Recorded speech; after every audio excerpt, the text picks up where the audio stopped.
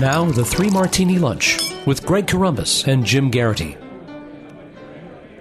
And welcome, everyone, to the Thursday edition of the Three Martini Lunch, along with Jim Garrity of National Review. I'm Greg Corombos of Radio America. Good, bad, and crazy martinis for conservatives today. And, Jim, we start with the good, and this is only a possible good martini because Congressman David Jolly has not made his decision final. David Jolly is a congressman down in the Tampa area.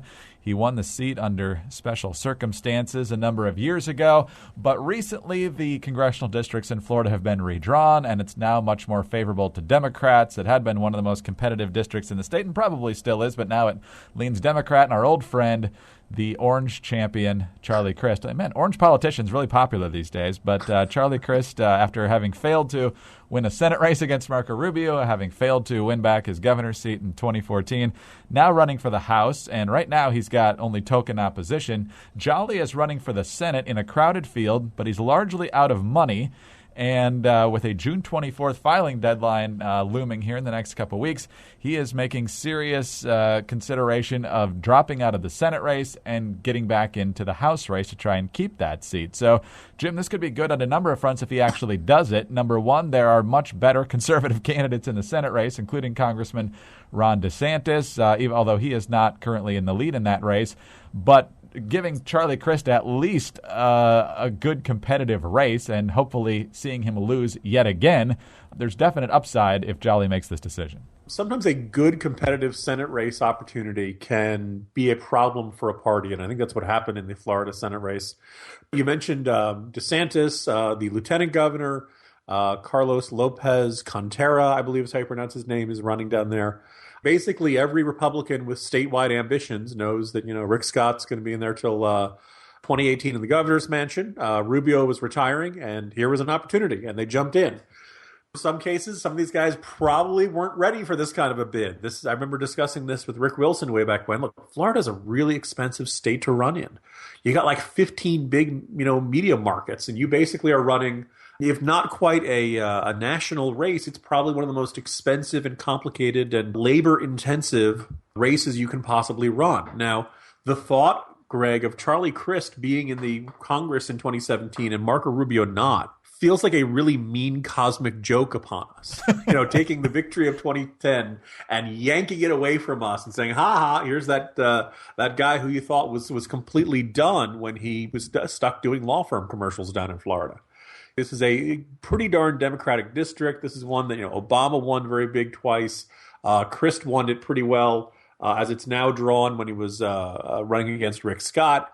Jolly's probably the best shot that Republicans have here, and hopefully he'll go in this direction since it looks like the Senate bid is going nowhere. If you play the averages, and at this point he looks like the best odds for Republicans there.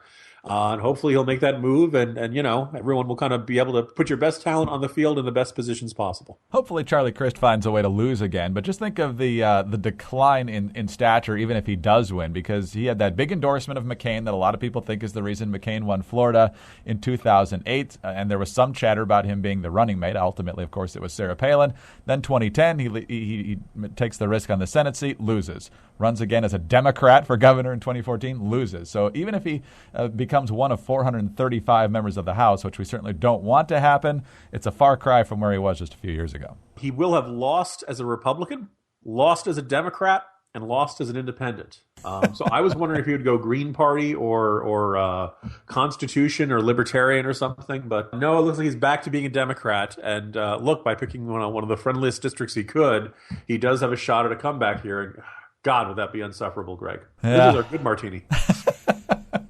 But Alan Grayson will probably be gone. It's a trade-off. Good point. That really is, God, I can't think of another choice between two terrible options like that, Greg, other than, the general election.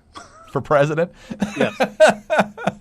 All right. Speaking of which, let's go to the bad martini now. And there is certainly no great love for, as we just mentioned, for either of the general election candidates here.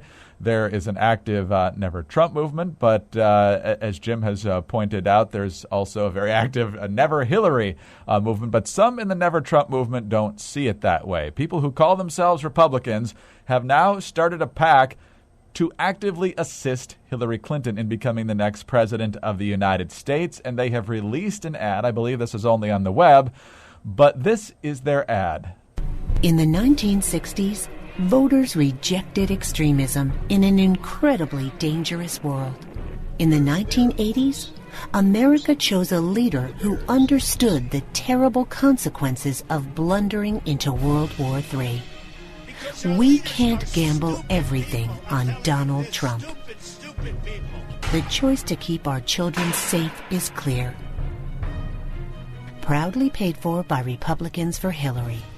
Jim, this is horrific on two fronts. Number one, any active support to make Hillary Clinton the next president is disgraceful and just downright stupid. Secondly, if you're Republicans for anybody, why are you kicking Barry Goldwater in the shins for the 1964 campaign? Talk about tanking your credibility.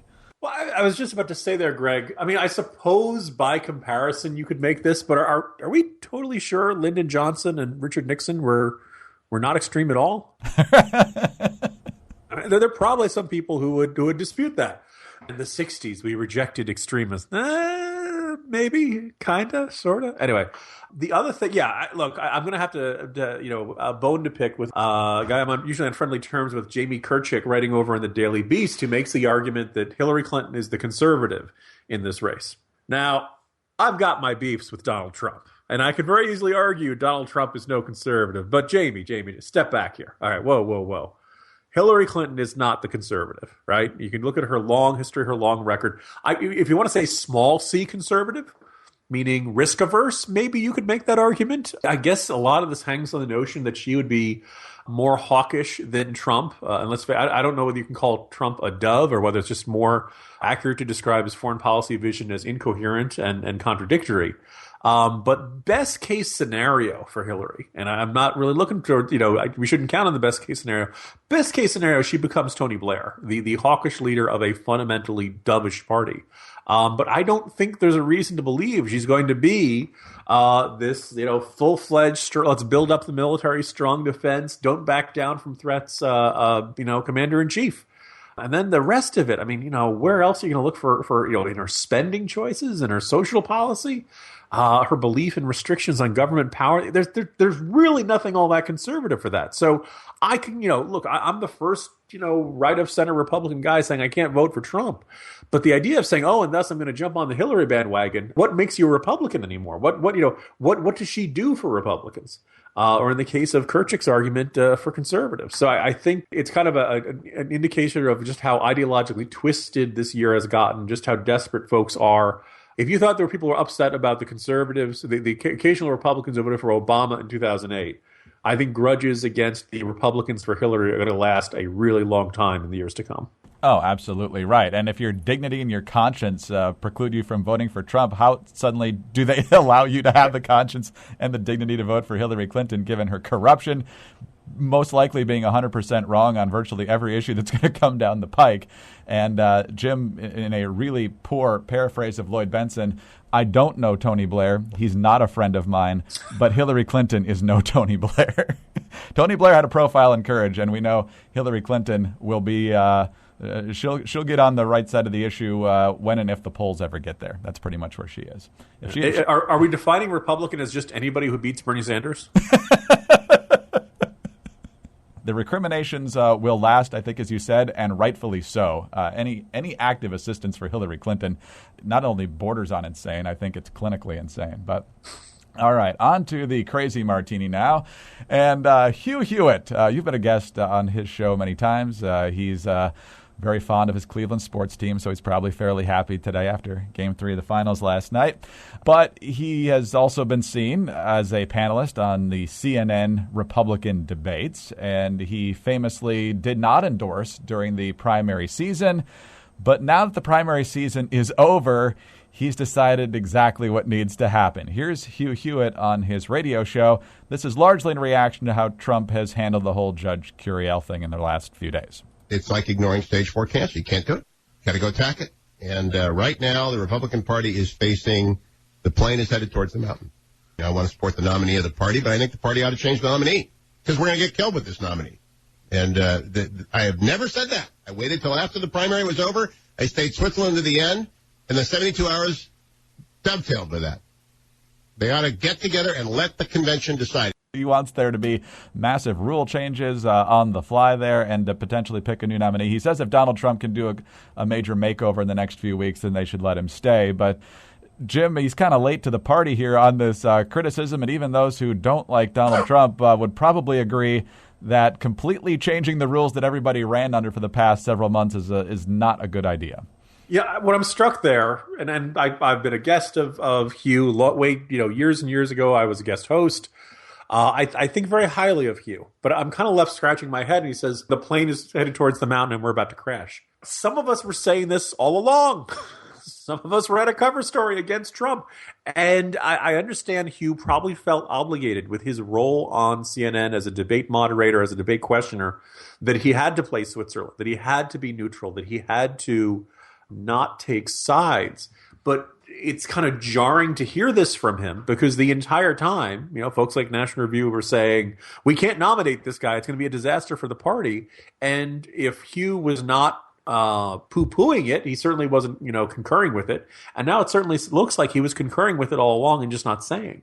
And I guess, it's a testament to his ability to play his cards close to the vest and not reveal it. But gee, if more people were saying this is a disaster back then, maybe we wouldn't be in this situation. It's kind of very bizarre. And then the logistics of how do you manage to say, hey, we're completely throwing out the rules for the primaries and for the nomination so far. Now, if Trump goes out tomorrow and says Mein Kampf is my favorite book that I haven't written myself, then you're probably going to see okay, this guy's turned into a giant liability. If he's down 15 in the head-to-head pollings, Republicans are going to look at this and say, all right, we're going to get, like Hewitt is saying, we're going to get killed with this nominee. Well, people have been saying this for a really long time. And the great irony is, of course, that some of the polling immediately after Trump got the nomination, or had all but secured the nomination, Cruz in case he dropped out, looked pretty good. There's still some swing state poll from public policy polling has him up by 1 point in Florida, up 1 point in Pennsylvania.